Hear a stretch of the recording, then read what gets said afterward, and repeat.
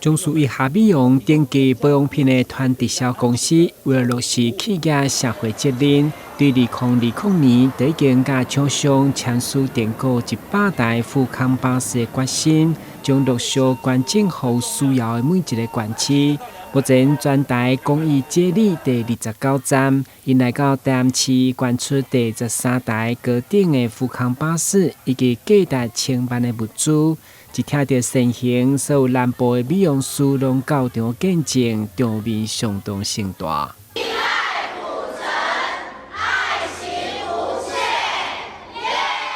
市长委托甲社会局长郭乃文嘛亲自出席，代表市民接下这份感动，并回赠感谢状，期待政府甲民间协力，为行动不方便甲弱势族群提供更完善服务。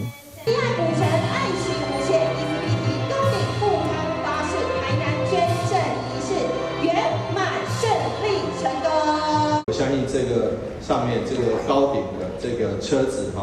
富康巴士上面写着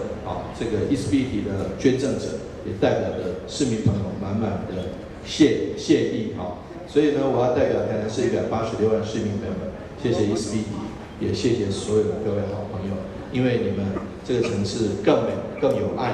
那也更温暖。我们发现在富康巴士在地方上，身心障碍者在面临在出行上的需求是一个很大